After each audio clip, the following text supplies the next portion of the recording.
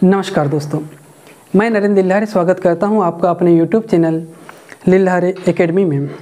आज हम बात करने जा रहे हैं जिला एवं सत्र न्यायालय की वैकेंसी के बारे में। आप सभी ने इसका विज्ञापन देख लिया होगा। हम विज्ञापन पर चर्चा नहीं करेंगे, इसके कुछ इम्पोर्टेंट फैक्ट के ऊपर चर्चा करेंगे।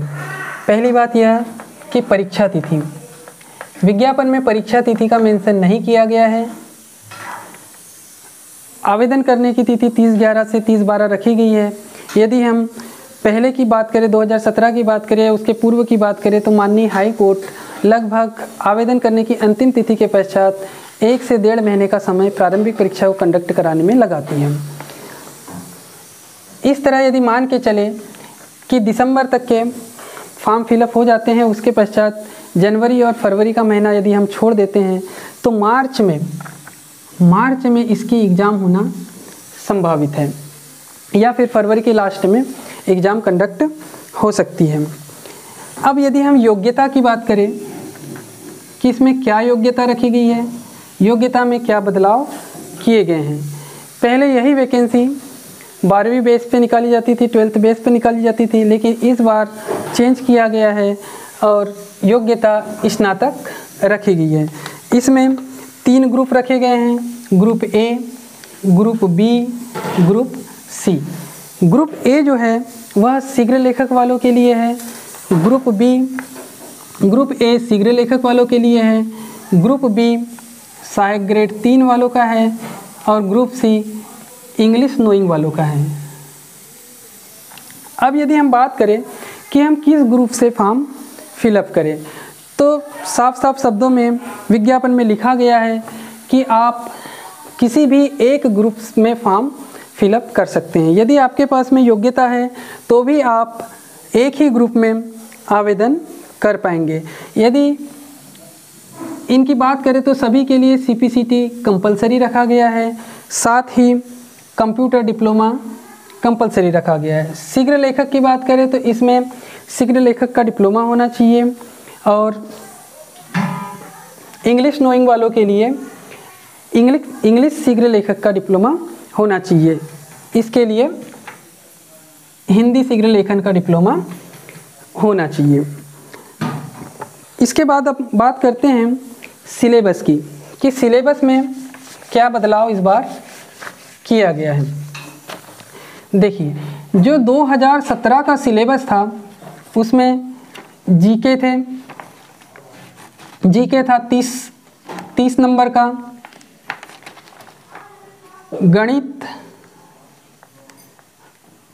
गणित व विज्ञान मैथ्स एंड साइंस थे 20 नंबर के, हिंदी रखी गई थी 10 नंबर की, इंग्लिश रखी गई थी 20 नंबर की और कंप्यूटर रखा गया था 20 नंबर का। इस बार ज़्यादा कुछ चेंजेस नहीं हुआ है, सिर्फ विज्ञान को यहाँ से हटाकर विज्ञान की जगह में रीजनिंग रखी गई है। लेकिन इसका मतलब ये नहीं है कि विज्ञान हमारे सिलेबस से हट चुका है। विज्ञान भी क्वेश्चन पेपर में आएगा और विज्ञान यहाँ पर चले गया है, यहाँ पर GS मेंशन किया गया है, साथ ही MP GK को इंक्लूड किया गया है। अब MP GK यहाँ पर इस बार इंक्लूड किया गया है, लेकिन ऐसा नहीं है कि MP GK पहले नहीं पूछा जाता था। यदि हम 2017 की बात करें तो 2017 में MP के 7 क्वेश्चन पूछे गए थे। इसके बाद हम बात करते हैं कि प्री एग्ज़ाम होने के पश्चात कितने लोगों को मेन एग्ज़ाम के लिए बुलाया जाएगा। हर बार की तरह इस बार भी 1:3 के रूप में मेन एग्ज़ाम के लिए बुलाया जाएगा। जब प्री एग्ज़ाम कंप्लीट हो जाएगी उसकी एक लिस्ट बनेगी, उसके पश्चात हमें मेन डॉक्यूमेंट माननीय हाई कोर्ट जबलपुर में जमा करने पड़ेंगे, डाक के माध्यम से भेजना पड़ेगा। उसके पश्चात पुनः एक लिस्ट बनेगी जो कि मेन एग्ज़ाम के लिए होगी। तो 1:3 के रूप में आप लोगों को बुलाया जाएगा। अब हमारे पास में टोटल वैकेंसी है 1255, तो 1255 का 3 गुना लगभग 3765 लोगों को मेन एग्ज़ाम के लिए बुलाया जाएगा। अब इसके बाद बात कर लेते हैं कि इसमें टाइपिंग स्पीड कितनी रखी गई है और टाइपिंग स्पीड में इस बार क्या बदलाव किया गया है। टाइपिंग स्पीड की बात करें तो देखिए, स्टेनो जो शीघ्र लेखक है, शीघ्र लेखन वाले हैं, उन्हें 5 मिनट में 400 वर्ड का डिक्टेशन दिया जाएगा। उसके पश्चात 30 मिनट में 5 मिनट में 400 वर्ड का डिक्टेशन दिया जाएगा और इसे 30 मिनट में हमें टाइप करना है। ठीक है, अब ये यहाँ पे स्टेनो में, शीघ्र लेखक में ग्रेड 2, ग्रेड 3 और कोर्ट मैनेजर, इन सब के लिए एक ही कॉमन एग्ज़ाम होगी। वरीयता के आधार पे ग्रेड 2, ग्रेड 3 और कोर्ट मैनेजर की पोस्ट दी जाएगी। इसके बाद हम एलडीसी की बात करते हैं, सहायक ग्रेड 3 की बात करते हैं। तो 350 वर्ड 10 मिनट में हमें टाइप करना पड़ेगा। साथ ही 400 वर्ड, लगभग 400 वर्ड का डिक्टेशन दिया जाएगा, जो कि 10 मिनट में हमें टाइप करना पड़ेगा।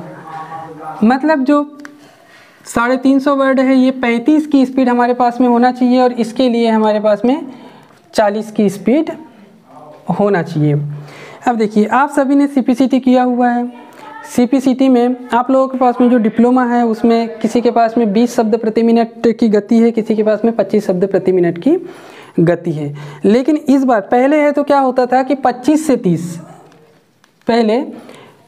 30 शब्द प्रति मिनट की गति में काम चल जाता था। हाई कोर्ट है तो 25 से 30 शब्द प्रति मिनट की गति मांगते थे।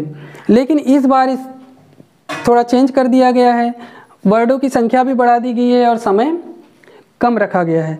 तो आप लोगों की स्पीड अच्छी होना चाहिए। आप सभी ने सीपीसीटी की एग्ज़ाम दे रखा है, सीपीसीटी वाले ही इसको फॉर्म को फिलअप कर सकते हैं। तो सीपीसीटी में जिस तरह से रेमिंगटन गेल पे आप लोगों ने टाइप किया है, सेम उसी तरह से हाई कोर्ट में मेन एग्ज़ाम भी कंडक्ट होगी। अब रेमिंगटन गेल की बात करें तो रेमिंगटन गेल में ज़्यादा कुछ अंतर रहता नहीं है, 1-2 वर्ड का अंतर रहता है। जैसे यदि हम फुल स्टॉप की बात करते हैं तो फुल स्टॉप, यदि हम कृतिदेव में MS वर्ड में टाइप करते हैं तो फुल स्टॉप अलग है और यहाँ पर रेमिंगटन गेल में अलग है। 1-2 वर्ड का अंतर है, बाकी ज़्यादा कोई अंतर नहीं है।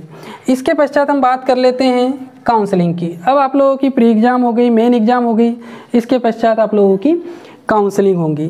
जब पहले काउंसलिंग होती थी तब तो साक्षात्कार भी होते थे, लेकिन अब साक्षात्कार नहीं होता है। अब आप लोगों की काउंसलिंग के समय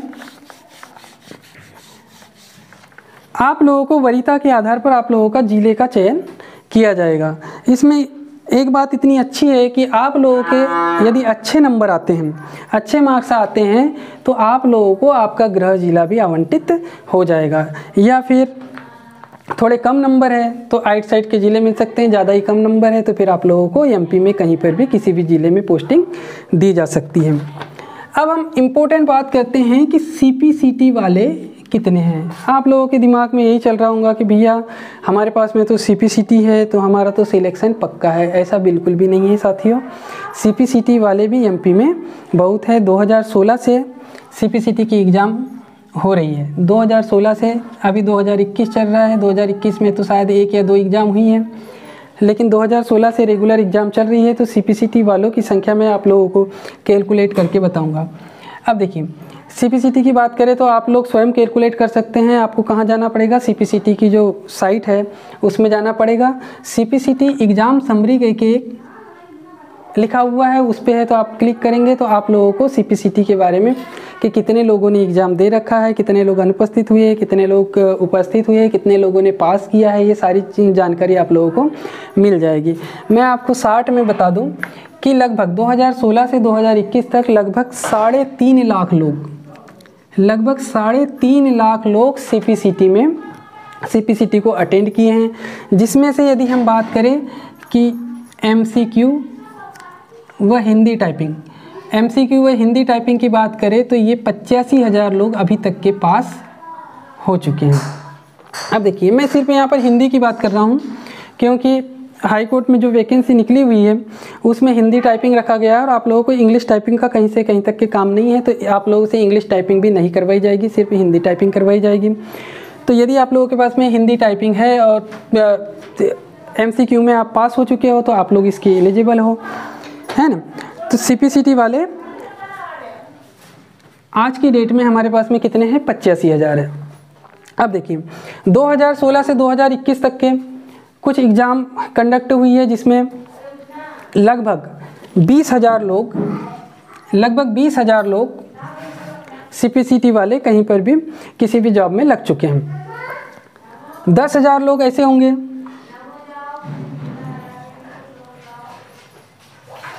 जिसमें CPCT नहीं मांगा गया है, लेकिन है तो जैसे अभी वर्ग 2 की एग्ज़ाम हुई है, वर्ग 1 की एग्ज़ाम हुई है, कुछ लोग हैं तो ऐसे भी जिन्होंने CPCT तो कर लिया था, कंप्यूटर CPCT कर लिया, लेकिन है तो टीचरशिप की नौकरी लगी है तो उसमें जा चुके हैं। तो हम मोटे अंदाज से यह कह सकते हैं कि हमारे पास में लगभग 50,000 लोग ऐसे हैं जो आज की डेट में CPCT किए हुए हैं। 50,000 में यदि 40-50,000 लोग, 40-45,000 लोग भी फॉर्म को फिलअप करते हैं और हमारे पास में 1255 सीट है, तो हम कह सकते हैं कि एक सीट के ऊपर लगभग 40 लोगों का कंपटीशन है, तो 40 लोग भी कम नहीं होते हैं। अब यदि हम बात करें टाइपिंग स्पीड की, तो देखिए टाइपिंग स्पीड आप लोगों ने, एक चीज़ बताना भूल गया था मैं कि आप लोगों ने CPCT में जो टाइपिंग स्पीड टाइपिंग किया हुआ है वह 20 शब्द प्रति मिनट की रहा थी, फिर भी है तो आप लोग पास हो चुके हैं। लेकिन यहाँ पर 35 से 40 शब्द प्रति मिनट की टाइपिंग आप लोगों को करनी है, तो आप लोगों को इसके लिए मेहनत आज से ही करनी होगी। या पहले से आप कर रहे हैं तो बहुत अच्छी बात है, और नहीं कर रहे हैं तो आप लोग इसकी प्रैक्टिस करते रहे। अभी मेन एग्ज़ाम होने में कम से कम 6 माह का समय हमारे पास में है, तो 6 माह तक के आप लोगों की स्पीड यदि 25 की भी होगी तो 40 की आराम से हो सकती है। अब हम बात कर लेते हैं इसके वेतन की। अब देखिए आप लोग सोच रहे होंगे कि भाई वेतन अभी से क्यों बता रहे हैं, वेतन से अभी हमको कोई लेना देना नहीं है, लेकिन आप लोगों की इच्छा होती है कि भैया वेतन हमें कितनी मिलेगी। जो पे स्केल दी रहती है उसमें तो कई लोगों को समझ नहीं पड़ता है कि इसकी पेमेंट कितनी बनेगी। शीघ्र लेखक जो ग्रेड 2 है, इनकी स्केल 28,700 इसका प्रारंभिक वेतन है। तो 28,700 में आप लोगों को महंगाई भत्ता जुड़ेगा और भी 1-2 भत्ते होते हैं वो जुड़ेगा, साथ ही इसमें -10% 10% आप लोगों का पेंशन के लिए गवर्नमेंट काटती है। तो आप लोगों की जो पेमेंट है वो 30,500 रुपये आज की कंडीशन में 30,500 रुपये शीघ्र लेखक ग्रेड 2 वालों की बनेगी। इसके बाद में यदि हम बात करें शीघ्र लेखक ग्रेड 3 की, तो ग्रेड 3 की इस तरह से यदि हम कैलकुलेट करते हैं तो लगभग 27,000 रुपये पेमेंट बनेगी। LDC की बात करें सहायक ग्रेड 3 वालों की यदि हम बात करते हैं तो सहायक ग्रेड 3 की 20,500 पेमेंट बनेगी। अभी 1 साल का टाइम है, हो सकता है और महंगाई भत्ता वगैरह बढ़े तो इसमें है तो और बढ़ सकती है। अब देखिए मध्य प्रदेश शासन का जो नोटिफिकेशन आया था उस हिसाब से, अब यदि व्यापम के हम इसके पूर्व में जो एग्ज़ाम हुई है या उसका जो नोटिफिकेशन आया है उसमें 70% 80% की बात कही गई है कि प्रारंभ में है तो फर्स्ट ईयर प्रथम वर्ष में 70% दिया जाएगा, सेकेंड वर्ष में 80% दिया जाएगा। तो यहाँ पर इस वैकेंसी में अभी कोई इस बात को मेंशन नहीं किया गया है, तो उम्मीद है कि ये पूरी पेमेंट आप लोगों को मिलेगी। अब यदि हम बात कर लेते हैं कट ऑफ की कि इसका कट ऑफ कितना रहेगा। मैं मेन एग्ज़ाम की बात नहीं कर रहा हूँ, सिर्फ प्री एग्ज़ाम की बात कर रहा हूँ। प्री एग्ज़ाम जब 2017 में प्री एग्ज़ाम हुई थी उस समय 60 से 65 मार्क यदि किसी के आए थे तो उन लोगों को मेन एग्ज़ाम में बुला लिया गया था। अब 3 साल का समय हो गया है, कंपटीशन भी थोड़ा सा हाई हो गया है, तो हम ये कह सकते हैं कि 70 से 75 नंबर यदि आप लोगों के हैं, 70 से 75 नंबर यदि आप लोगों के हैं तो आप लोगों को मेन एग्ज़ाम के लिए बुला लिया जाएगा। अब थोड़ी चर्चा हम प्रीवियस पेपर 2017 के पेपर पर भी कर लेते हैं कि 2017 के पेपर में किस तरह से पूछा गया था, कितना कितना पूछा गया था। इस समय जीके 30 नंबर की थी, अभी भी जीके 30 नंबर का है। इसमें एमपी के 7 क्वेश्चन पूछे गए थे। भारतीय संविधान से संबंधित 7 क्वेश्चन पूछे गए थे। इतिहास के 4 क्वेश्चन पूछे गए थे। भूगोल के 4 क्वेश्चन पूछे गए थे। विविध में 5 क्वेश्चन पूछे गए थे। जीव विज्ञान के 2 क्वेश्चन पूछे गए थे और प्रौद्योगिकी के 1 क्वेश्चन पूछे गए थे। मैथ्स की बात करें, मैथ्स एंड साइंस था, साथ में साइंस था, तो मैथ्स के 7 सवाल थे और साइंस के बाकी 6 सवाल थे। इस बार मैथ्स और रीजनिंग है, तो उम्मीद है कि मैथ्स के 10 क्वेश्चन आएंगे और रीजनिंग के 10 क्वेश्चन आएंगे। हिंदी 10 नंबर की पूछी गई थी, बहुत ही सरल थी। इंग्लिश 20 नंबर की पूछी गई थी और कंप्यूटर 20 नंबर का पूछा गया था। यहाँ पर यदि हम पूरे सिलेबस की बात करें तो जीके 2017 में बहुत सरल था, मैथ साइंस बहुत सरल था, हिंदी भी बहुत सरल था, कंप्यूटर भी बहुत सरल था, थोड़ा सा टफ इंग्लिश का पेपर था। अब जिन लोगों को इंग्लिश अच्छे से आती है, इंग्लिश अच्छी बनती है, उन लोगों के लिए कोई दिक्कत वाली बात नहीं है, लेकिन जिन लोगों की इंग्लिश थोड़ी सी कमज़ोर है वो लोग इंग्लिश पर विशेष रूप से ध्यान दें, क्योंकि बाकी सब्जेक्ट में आप लोग नंबर ले सकते हैं, लेकिन इंग्लिश में लेना थोड़ा सा मुश्किल है। जिनकी इंग्लिश कमज़ोर है उनके लिए मैं बात कर रहा हूँ, जिनकी इंग्लिश अच्छी है तो उनको कोई दिक्कत नहीं है। रहा सवाल कंप्यूटर का, कंप्यूटर में भी बहुत ही सामान्य सी जानकारी पूछते हैं, कंप्यूटर की सामान्य जानकारी पूछते हैं, ज़्यादा कठिन क्वेश्चन नहीं पूछा जाता है। लेकिन इसमें थोड़ी सी दिक्कत ये है कि इसको इंग्लिश में पूछा जाता है, तो आप लोगों की इंग्लिश यदि थोड़ी बहुत भी अच्छी है तो आप लोग इस क्वेश्चन को, कंप्यूटर के क्वेश्चन को समझ के आंसर कर सकते हो।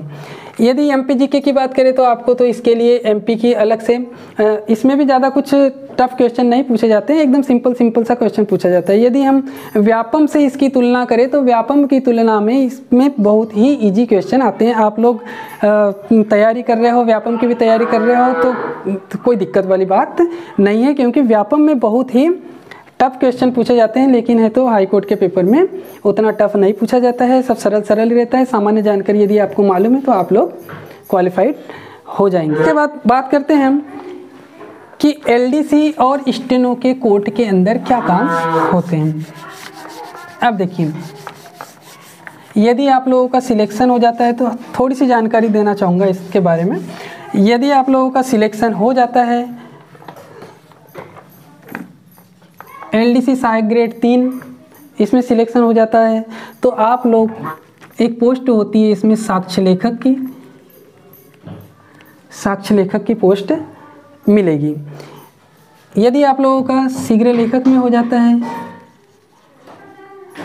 एलडीसी में बहुत ही वैरायटी है, इसमें बहुत सारी पोस्ट होती है, अलग अलग पोस्ट होती है, तो आप लोगों को अलग अलग पोस्ट में बिठाया जा सकता है, लेकिन जनरली साक्ष्य लेखक के पद पर आप लोगों को नए व्यक्तियों को बिठाते हैं। शीघ्र लेखक का तो काम वही होता है, स्टेनो का काम है, काम दोनों का टाइपिंग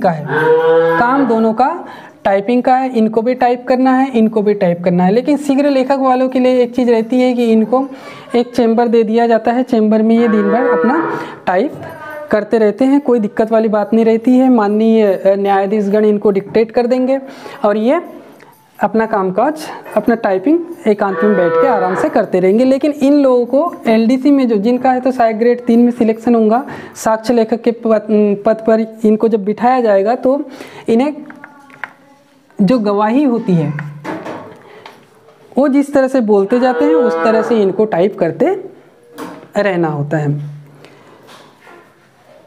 अब देखिए, यदि आपकी पोस्टिंग हो जाती है तब भी आप लोगों को हिंदी बहुत मायने रखती है, हिंदी में ही आप लोगों को टाइप करना होता है और हिंदी की जानकारी भी आप लोगों को अच्छे से होना चाहिए, मात्राओं का अच्छे से ज्ञान होना चाहिए, नहीं तो थोड़ी सी परेशानी जाती है। तो आप लोग अभी से है तो न्यूज़पेपर वगैरह जो रहते हैं उनको पढ़ के तो अपनी हिंदी को थोड़ा सा सुधार सकते हैं, है ना। लेकिन ये सब बात की बातें हैं, कोई दिक्कत नहीं है। शुरू में आप लोग सिलेबस पे ध्यान दीजिए, अच्छे से पढ़ाई वढ़ाई कीजिए। 3 साल के बाद में वैकेंसी आई है तो अच्छे से नंबर लाके आप लोग कोर्ट में आइए, आप लोगों का स्वागत है, मेरी शुभकामनाएं आप लोगों के साथ में हैं। अगर मेरी जानकारी आप लोगों को अच्छी लगे हो तो लाइक कर दीजिए, ये मेरा पहला वीडियो है तो आप इसे सब्सक्राइब कर लीजिए। इसके बाद में मैं इस कोर्ट से संबंधित संपूर्ण सिलेबस कवर कराने वाला हूं। आप लोग मेरे चैनल को सब्सक्राइब कर लीजिए ताकि मेरी वीडियो आप लोगों तक पहुंच सके। कमेंट करके अवगत कराइएगा कि किस तरह से जानकारी कैसी लगी, और आप लोग अपनी कुछ राय रखना चाहते हैं तो वो भी रखिएगा। धन्यवाद।